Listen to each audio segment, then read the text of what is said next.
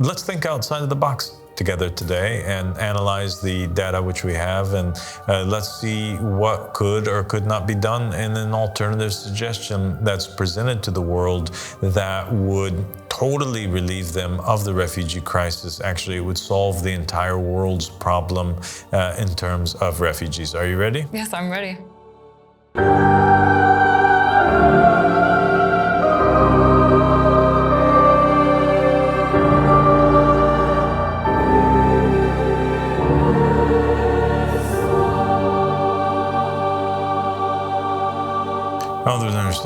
بسم الله الرحمن الرحيم اللهم صل على محمد وآل محمد المهديين وسلم تسليما. السلام عليكم ورحمة الله وبركاته. My dear companion and sister Tiffany. Walaikum assalam wa rahmatullahi wa barakatuh, dear father. Thank you for joining me. Thank you so much for having me back.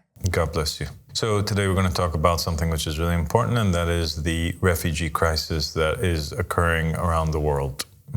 Okay? Okay.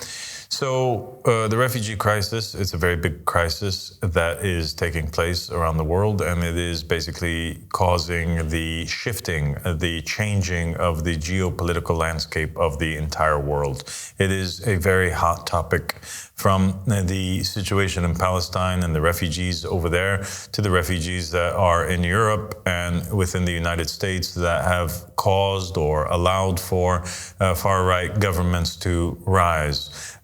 There is a sense of dissatisfaction. I think a lot of countries in the West have agreed with one another that we are all facing a problem, and this problem is illegal immigration. Our countries are being invaded by what they would deem to be strangers, what they call strangers, people that are not like them, people that don't resemble them, that don't share the same ideals as them, that don't share the same culture or religion or language as them, and they deem them to be undesirable and unwanted. They don't want them living in their countries, sharing the same benefits and resources that they have. And it is something which is causing and has caused people and governments like Donald Trump's administration to come back into power after he was about to go to jail, really. He managed to make a comeback and he rose to power once again. And that was due to his stance on illegal immigration and immigrants in general. And we find him now implementing radical policies that the likes that the United States has never seen before. For example, his deal that they are making right now with El Salvador that would allow the United States to deport millions of people to El Salvador, illegal immigrants, as well as any criminals that are U.S. residents or citizens of the United States. We saw him raise tariffs against Canada, primarily because of the illegal immigration situation. We saw him drop the tariffs once Mexico decided to send 10,000 troops to the U.S.-Mexican border in order to secure it. We find Donald Trump sending immigration officers to round up millions of immigrants around the country in order to deport them back. So all of this is costing billions of dollars.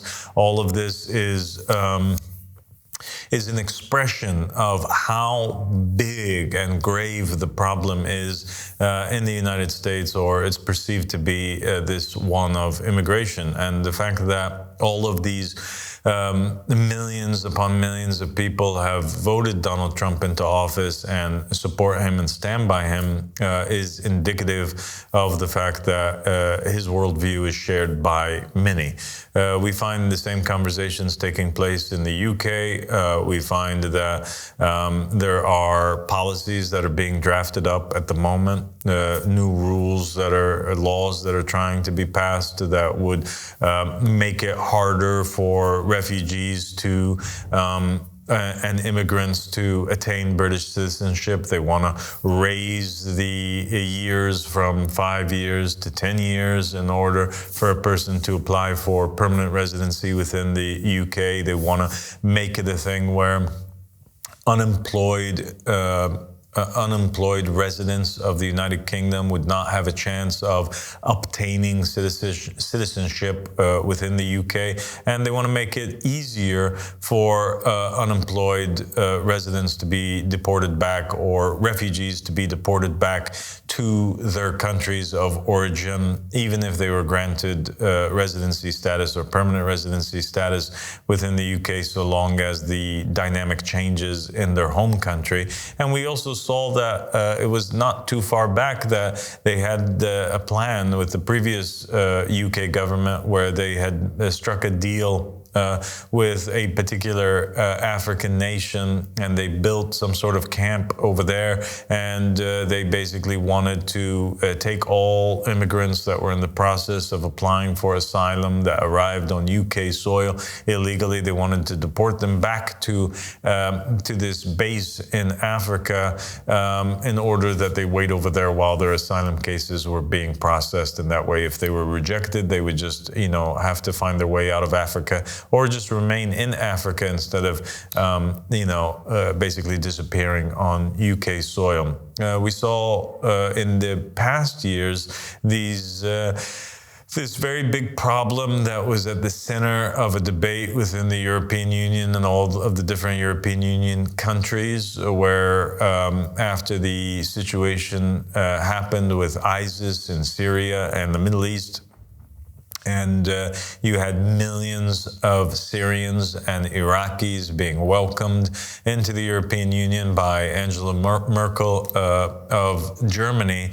You had this shift take place where the people were dissatisfied, unhappy. They thought that there was too many immigrants that were welcomed, or too many Muslims that were welcomed into their country, and they thought that that was very bad, and they are seeking to find ways to get rid of them. And there is a rise in far-right governments throughout the European Union. And it's really toppling everything that Western civilization has built over the past period. The crisis of the refugees, it's leading to the fact that even the United States now has withdrawn from the World Health Organization, and it's withdrawn from the United Nations Security Council, and it's planning to withdraw from other climate agreements and things of this sort. It's all of it really. It's traces. Its origins all trace back to this issue that we have with migrants and immigrants, and the fact that people don't want them because they're considering them to be strange, and they don't want these strange people in their lands. They don't want these aliens in their lands. They don't want these foreigners in their lands. And I think that it's a quite interesting thing that is taking place, because it all goes back to the Middle East, and it all goes back to Judaism, Christianity, and Islam. And we have something big that's going on in the Middle East right now with Palestine and Israel. And we find that the Israelis are not wanting the Palestinians, or at least some of the Israelis are not wanting the Palestinians. Certainly the current administration of Benjamin Netanyahu, they don't want the Palestinians to remain in Gaza, and there are, after the whole place has been destroyed, there was a press conference that just took place a few days ago with Donald Trump and Benjamin Netanyahu, and Donald Trump proposed that the 1.5 million, 2 million Palestinians that live in Gaza be given,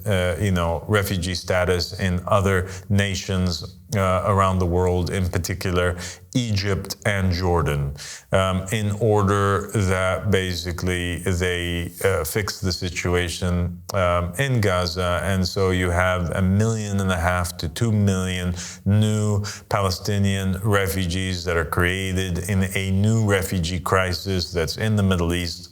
And you have Egypt and Jordan refusing, and their populations refusing this very notion or this very idea.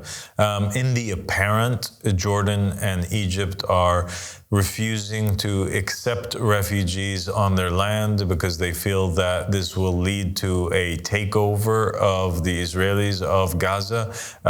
They are considering it to be a move where the United States is trying to declare control over that particular land, only to hand it over at some point to the Israelis, and that the Israelis would never allow the Palestinians that left that land to come back because they've done it so many times before, taking over and settling in areas, making illegal settlements in places that they weren't allowed to settle in.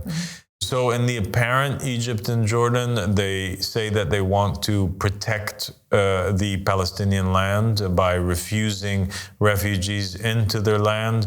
But in reality, and that certainly might be the feelings of and it is the feelings of the Egyptian population and also the Jordan population. The Jordan and the Egyptian populations, they would love to welcome any Muslims into their land. They're very hospitable people. But they don't want to lose the land to the Israelis, and so they are very pro-Palestinians staying in Gaza so that their land is not taken away from them. But there's another reason that the Egyptian government and the Jordanian government don't want these refugees in their land. And the reason is because they are worried about the Palestinians basically settling in Egypt or settling in Jordan and then launching attacks after organizing with one another, launching attacks from Egyptian soil or Jordanian soil against the state of Israel, right? And thereby giving Israel a reason to go to war against Egypt or the Palestinians that are in Egypt or in Jordan, and that would give them the pretext for another quote-unquote land grab or an Israeli expansion into Egyptian and Jordanian territories, as they have done before with Syria, the Golan Heights, etc. Yeah. A security risk. Exactly, a security risk. So now you just have like a mess going on. From the Middle East all the way to Europe, to America and beyond, you have a crisis. You have a very big crisis, and the crisis is called refugees, and it's called immigration. This is the summary of the matter. And I think that it's quite interesting because refugees are a central part of the Abrahamic story. It's a central part of that, and it's a central part of Judaism, Christianity, and Islam. And Allah subhanahu wa ta'ala, or God, the God of the Torah and the Bible and the Quran, has had a lot to say about refugees. And it seems like everything that the world is doing today is contradictory to that, even though they proclaim themselves to be followers of that God. The very term strangers, Tiffany, is one that we find first occurring in the Torah, isn't it? Yeah. And who's it used to describe?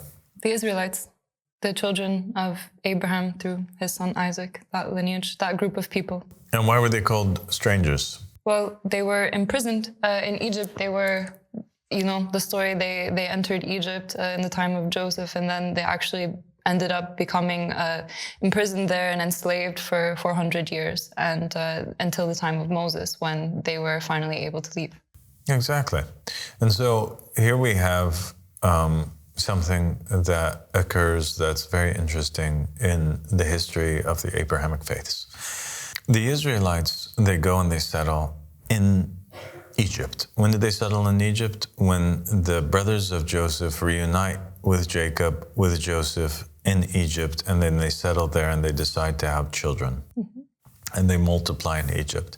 They're not Egyptians. They settle in Egypt. Joseph is brilliant. Joseph is honest. Joseph raised in rank in the Egyptian government. He became the number 2 guy.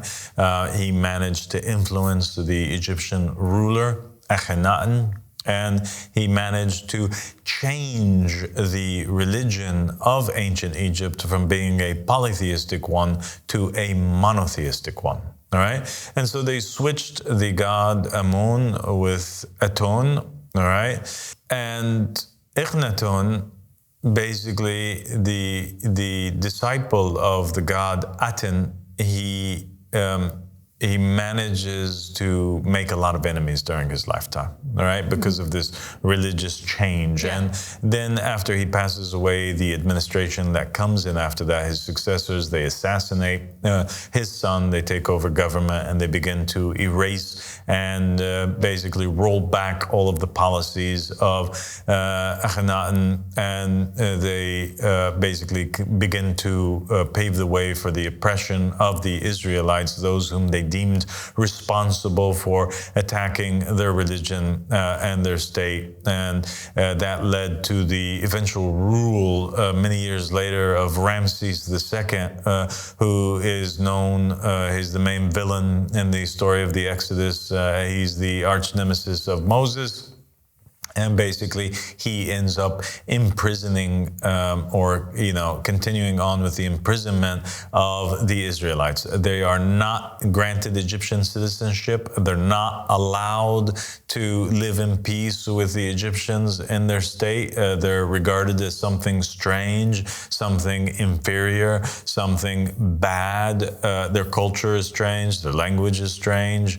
And the Egyptians, they just simply don't want them there, and there's a real fear of them taking over Egypt. And many of the extra biblical sources speak about and have preserved conversations that took place between Ramses and his advisors, and the father of Ramses as well in his administration, where they were being advised essentially to eliminate newborns from the Israelites, lest their kingdom be taken over or be threatened by the birth of a Messiah. And so they used to systematically eliminate. There was a genocide that was taking place against the Israelites in Egypt at the hands of the Egyptians, all because they were undesired refugees that were living in their land. And so due to that, when Moses eventually frees the Israelites and he successfully crosses over the Red Sea with them, and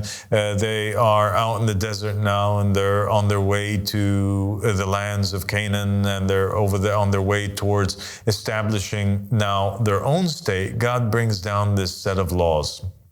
And one of his most important commandments and laws that he gives to the Israelites is that they don't mistreat any alien, any foreigner, any stranger. And he uses, the Bible is filled with the usage of this particular word, stranger, to describe the people who are refugees or immigrants that would go to join the Israelites. And God says to Moses and says to the Israelites, any stranger who is to come and settle amongst you, you have to treat them as one of you. Grant them all the rights that you guys have. Treat them exactly as you treat one another, because you too were in their same situation before, and you too were strangers in Egypt. And so this term, strangers, is given to the Israelites, right, whom are God's believing people. The believers are given the term strangers because of the history that they are attached to, having been immigrants, refugees in the lands of Egypt. Yeah. Oh, that's an amazing reminder, and the way that you've described the whole situation, if you have a mind to contemplate, it's actually a very important warning that if you are a believer in God and you believe in Moses and you believe in the prophets and the messengers, God has presented this situation for you in the scriptures that you should be very careful on how you treat strangers, because he's saying that these are the believers. And this has happened before, that strangers came into... The strangers are basically the predecessors of your faith, you know, the Israelites. If you believe in the Abrahamic faiths, you believe that the Israelites were God's people. And they entered into a foreign land, which was Egypt, and they were mistreated, and they were feared, and they were imprisoned and enslaved because the people saw them as foreign and alien and bad. So I think there's a really important lesson to contemplate over, lest you fall into the same mistake that the Egyptians fell into, which was oppressing those people. Absolutely. Beautifully put, Tiffany. And the same thing repeats itself in the story of the Christians in the New Testament. The Christians are described in the writings of Paul and some of the others, regardless of Paul being a true disciple or not of Jesus Christ. The point is that it was written in there that the followers, the early Christians, were considered to be strangers amongst the Romans and in the Roman territories and the territories of the pagans in the various lands, really, where they were. Even amongst the Jews, they were strangers, because they had accepted Jesus Christ, and they were now refugees that were wandering around the land. The disciples, you know their story. They would go from house to house, and Jesus told them to bless anybody that would accept them in, and to curse anybody or the curses of God would be upon anybody that rejected them, and that they would endure a torment that was more painful than the torment that came down upon the people of Sodom and Gomorrah. That would be the punishment of any of those that rejected any of the Christian refugees. And the term strangers is used in the New Testament to apply to the disciples of Christ, because they are strangers from other people, other nations that reject the lordship of Jesus Christ, and because they are also, unfortunately oppressed in the lands. And we know about the stories of the great oppression that the Christians had to endure at the hands of Nero and the Roman administrations that followed that for the first couple hundred years of Christianity's history. It was horrible oppression. They would take Christians and use them. These Christian refugees or strangers, they would use them as candles in the streets of Rome. They would light them on fire. They would dip them down in burning oil, boiling oil, in order that all of their skin melts away from them. They would crucify them. They would hang them. They would decapitate them. They would impale them. All forms of gruesome torture and torment would be implemented upon the early strangers of Christianity. And the same thing is actually true and repeats itself in Islam as well. The Prophet Muhammad he begins to preach the message of Islam, and lo and behold, who are the people that reject the message? The people that reject the message are the people that are the citizens of Mecca, just like the Prophet Muhammad is, right? Yeah. So his fellow citizens, for the most part, they reject the message, and they don't accept him, and they don't want to follow him. And the people that do accept the message of Muhammad and the message of Islam are the refugees, the foreigners, the strangers. People like Salman the Persian. He's not from there. He's a foreigner in a foreign land. He's a stranger. He accepts. Bilal the Ethiopian, right? The Habashi. He accepts the religion of Islam, while the people of Mecca, they do not. And so the Prophet Muhammad preaching the message, you have even one of his companions was a Roman, and he accepted, and he was also a stranger in the land. So you have these individuals gathering around Muhammad, accepting the religion of Islam, professing faith in him, but they all had one thing in common, and that was that they were all refugees, they were all strangers in Mecca. And then the Prophet Muhammad while speaking about the end time of Islam, right, the time of Imam al-Mahdi Mahdi, the time of the Qa'im, what does he say? He says that Islam started as something strange, right? Yeah. That was practiced by the strangers, right? He says it started as something strange and it will end as something strange. So glad tidings to the strangers, right? Yeah. So he describes those first early companions of his that accepted his message. He gives them the term strangers, and he gives also the term strangers to the companions of the Qa'im or the companions of the Mahdi. And now we know that the Prophet doesn't speak without there being some sort of reason behind it, right? There's no such thing as a coincidence. And stranger is a particularly interesting term that he chose because it mirrors and it holds behind it the connotations of where that word was being used in the Bible and the Torah to describe the first groups of believers with Jesus, the first group of believers with Moses, whom were also oppressed, and refugees and immigrants in foreign lands. Yeah, absolutely. Like I've heard that narration and known that narration for so many years, and it never occurred to me that the word stranger is actually connected to what is written in the scriptures in the Old Testament, in the Bible, regarding these foreigners, these people who are seen as refugees and rejects of society and undesirable. God is clearly, he's making that connection with this term strangers. And thank you so much for interpreting the true meaning, or one of the true meanings behind that word strangers, and why the Prophet Muhammad used that word to describe the companions of the Mahdi. Absolutely. And I think that this meaning behind it is further proven when we actually look into the other narrations describing the companions of the Qa'im, how they come to him from every different land, all right? That they are the children of non-Arabs, they're people that come from various nations, that they all travel to him from the four corners of the earth. Well, people that travel from countries that aren't theirs they're immigrants, yes, right? Of course. And so a lot of his companions are immigrants, refugees, people that are members of, and the narrations, they state that there comes to him from every tribe on the earth, one or two people. So he'll have people, immigrants, refugees from all of the nations of the earth. And they're also described as being the undesirables of society, right? Because there are these narrations that explain the verse in the Quran which described the response of, it was quoting the response of the non-believers in Noah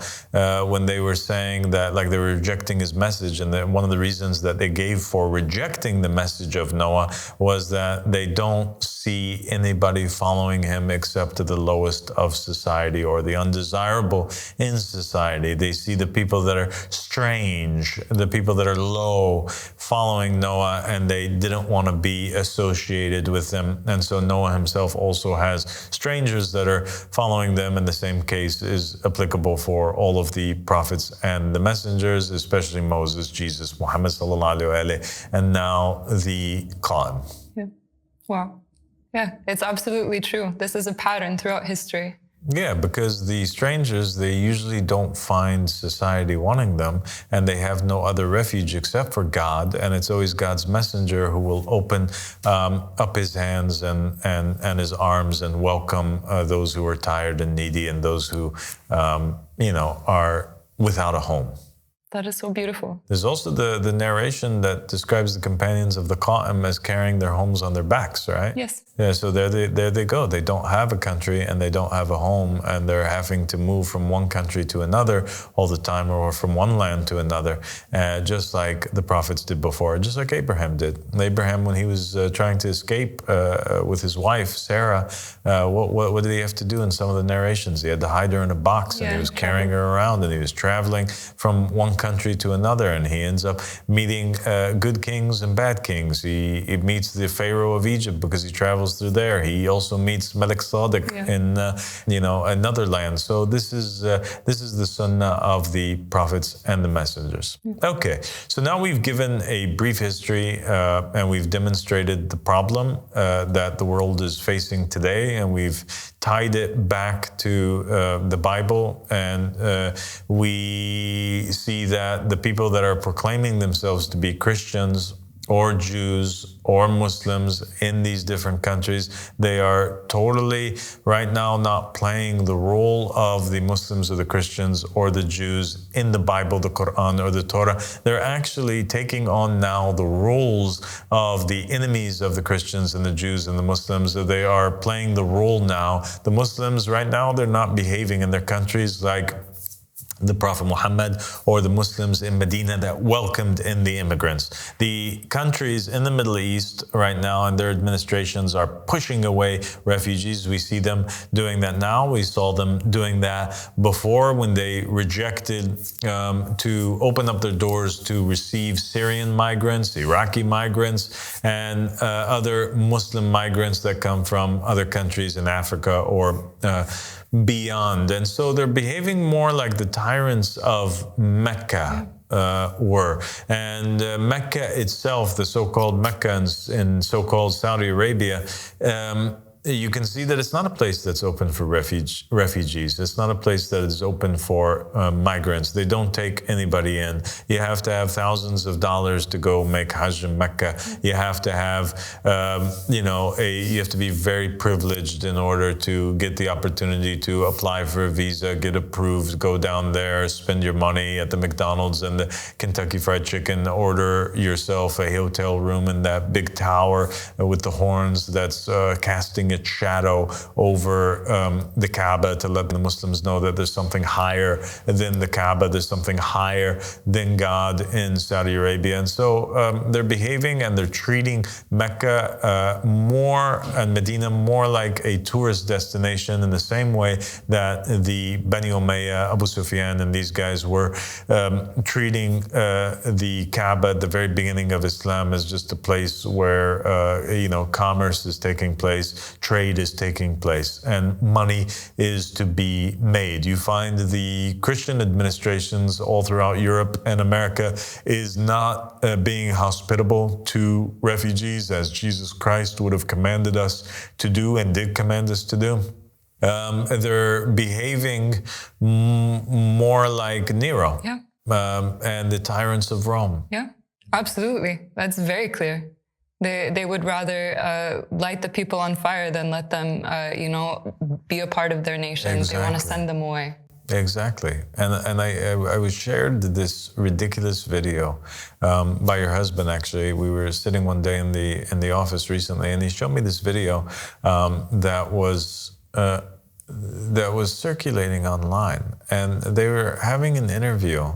There's this guy, he was kind of trying to make a parody, right? He was trying to show how ridiculous the situation has gotten in the United States. And so he's interviewing these right-wing supporters or the followers of Donald Trump. And he asks them the question, which I have actually posed before, which is how would these people deal with the return of Jesus Christ, right, if he came? So he asks them that, and the response of some of them was very frightening. It was horrifying, but it was not surprising because they said actually what is in their hearts, and they said the truth. They said that they would, even though they're Christians, they said that Jesus Christ can come stay in America as long as he does so the legal way. Can you imagine that? Wow. I mean, I think that should be a wake-up call. If those words come out of your mouth, can you call yourself a Christian? I mean, anyone with a mind should be able to know that that is hypocritical. It doesn't make any sense. It's illogical. So if Jesus crossed the border from Mexico and entered into the United States, he would be deported back to Mexico or perhaps to El Salvador, where he would serve a prison sentence for crossing the border illegally, or perhaps they might even accuse him of terrorism or some sort of intention to incite people to a revolt or something like this, because certainly Jesus said in the Bible that he would come back with the sword, right? And he's not here to bring peace, but to turn people against one another and to rule. But they would not allow that to take place because Jesus doesn't qualify as an illegal immigrant to run for office in the United States. He has to be a natural-born citizen, and Jesus doesn't qualify for that. That is insanity. It is insanity. And so the hypocrites have exposed themselves to actually not be real believers in Christianity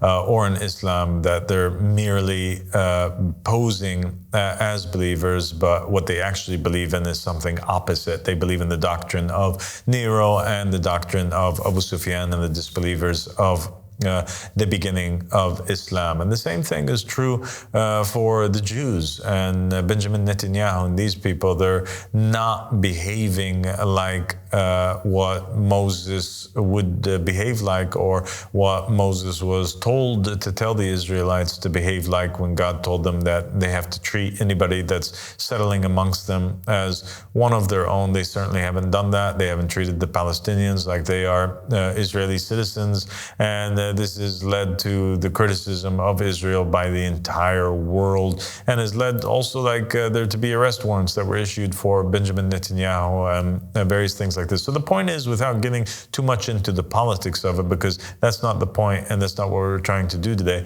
What we're trying to do is to show that the behavior of these so-called followers of these religions has shifted, and they are not true to the ideals. And it seems like that's what happens every cycle. And every cycle, God sends somebody, a representative, an imam, a messenger, a prophet, who would then build a movement by gathering the refugees and the migrants around them. And the victory ends up going to the united efforts of the immigrants who join forces together in order to stand in the way of oppression. And they end up in the end, not necessarily, actually they never do, they don't topple the governments that they're in, which is the fear of they don't take over the governments that they're in, but rather what they do is they end up immigrating and creating their own land. And so you find the Jews not toppling the Egyptian government, not taking it over, they just leave. They have dignity, they have pride. They say, God has pride. He says, if you don't want my people here, then I don't want my people here. It was a blessing that I put amongst you, but now I'm going to take them away. And he leads them out, and he allows them to settle and create their own land and their own country in a new place.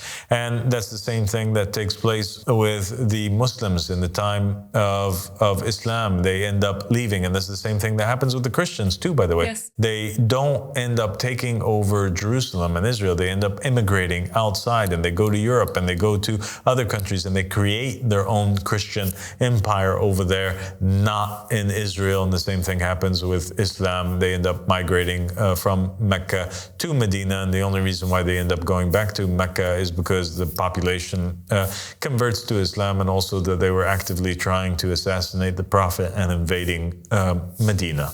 And so we expect that the same thing happens again, that the cycle repeats itself. The Sunnah of Allah continues. It doesn't trade. And the Qa'im, he is supported mainly by refugees, by immigrants, by people who are oppressed and weak in the land. And that as a result of their unity and their united effort together, they end up being, enforced by God and have the ability to establish a state somewhere, a new state that is open to all refugees around the world. I want to, in closing, mention something interesting to you. And it's just food for thought for people. Since Donald Trump was being praised recently by his allies for thinking outside of the box and offering a new solution for the crisis with the refugees in Israel and Palestine.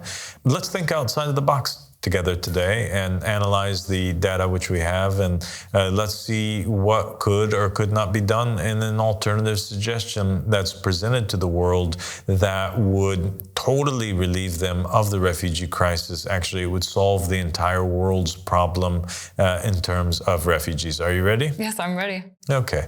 So according to official statistics, the amount of refugees in the world currently are 45 million refugees worldwide. Whoa. 45 million refugees worldwide. That is crazy. It is crazy. And you know what's even crazier? What's even crazier is that there are 195 countries in the world, with only 34 of them having populations that are above that number. Wow. So most of the countries in the world have populations that are under the current refugee population in the world of 45 million. Wow. So it's just Yeah, there's only like 34 countries. It's a very disproportionate placement of human beings. Yeah, so what have they done in the past? They have taken these 45 million and they have scattered them across the world. All right, amongst all of the nations. And all of the nations are disgusted by their presence, don't want them. They want to deport them. They are accusing them of being the source of their problem. And so the solution would be that these nations in the world offer a plot of land to these refugees. They would allow them the creation of a state called refugee land, right? That would be home to this new population of people from all around the world, these 45 million people that are trying to escape their countries. Anybody who doesn't feel safe in their country and is a refugee should automatically go to refugee land. Yeah. Now, refugee land, we're going to call it refugee land just for the sake of the mental exercise that we have going on. Refugee land would be, and should be after that, the only country in the world that would accept refugees and migrants. It could be the dumping grounds, the wastelands for refugees. It would solve the immigration crisis in all nations worldwide, and it would also solve the moral dilemma that they find themselves arguing over, the left and the right, whether or not it is morally right to ship the immigrants or return these refugees back to their countries that they deem to be unsafe. Yes. They wouldn't have to do that anymore. They wouldn't have to argue about that anymore, because there would be this third safe country, refugee land, that was created specifically for the purpose of being the recipient of refugees from all around the world, and then everybody else could shut their borders and everybody else could be relieved of this problem for all of eternity. And refugee land, it would be very easy to govern. It should be split up into districts, all right, regions. Cities, counties, depending, and each county or each district should be proportionate to the local population that would go and settle in it. So, for example, if you are a Jewish refugee and you don't want to go to Israel, you're trying to escape Israel, or you're trying to escape a different country in the world and you just don't want to go to Israel, then where could you go? You could go to refugee land, and there would be a county or an area or a district of refugee land that would be dedicated specifically to Jewish people. They could live there and they could practice their religion as they see fit and be governed by their own laws. Many of the Jews don't consider that the state of Israel is legitimate. Yeah. Yes, like the Messiah didn't. Well, they're not implementing Jewish laws. Yes. They consider that many of the laws from democracy and elections to be contradictory to Jewish law. They consider that their acceptance, for example, of LGBT people would be contradictory to Jewish laws, etc. So whatever it is that you thought you could go to this district, this county, and you would be able to practice your faith as you saw fit and be governed by your own laws. And it can have a county or district in there that is for Christians, right? And within that district, you can have different smaller subsections that could be governed by, you could have an area for Catholics, an area for Protestants, etc., etc. Wow. And the same thing for Muslims, each governed by their own laws, their own Sharia, their own set of rules. And there would be these overarching rules that would govern their interactions with one another. And anybody that came into refugee land would have to accept the basic notion or tenet of faith that they believe that there is one God that is above all, and every Buddhist, Hindu, a Christian, Jew, Muslim, everybody else would agree to some, would agree to some degree that that there is a primary creationary force, right? There's a primary force of creation, a God that is above all, and everybody would agree that like God sent different messengers to different peoples, and that these peoples are brothers in humanity, and that they should be respected to, practice their faith, and that God wants us to be open to refugees and treat the strangers as if they are one of our own. And if we believed that God had different covenants with different people, and the Jew would consider that God has a different covenant with the non-Hebrew people, and perhaps this covenant is the covenant of Islam, or the covenant with the Christians, or that the people of Hinduism and Buddhism are falling underneath a previous covenant that was established, for example, with Noah, and that these are prophets and messengers that came to those nations. If everybody would just respect that and agree upon that, the combined force of the immigrants and refugees that would settle in refugee land would propel that nation to being the number one nation in the world, the richest nation in the world, the most successful and most powerful nation in the entire world. But they would have to accept that tenet.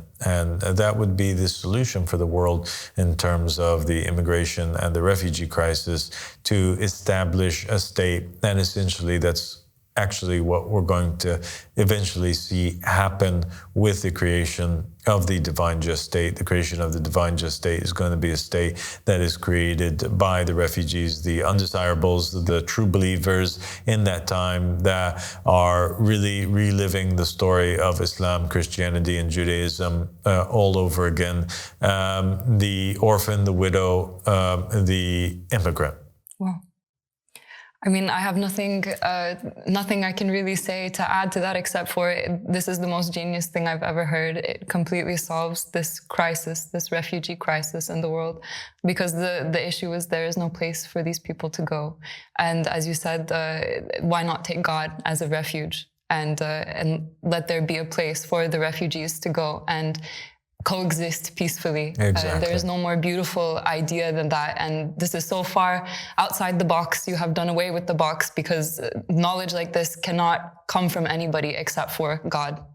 And I think that these people, the refugees around the world, they can do anything if they join forces and combine their efforts. They can do anything, especially if they're led by a man from God, or that at the head of it there is a just system that's implemented by a man from God that would ensure that the rights are protected for each nation. And the Qa'im, I propose, is that character, because even in the narrations it states that he rules the people of the Torah by their Torah, meaning he allows them to self-govern themselves. Absolutely.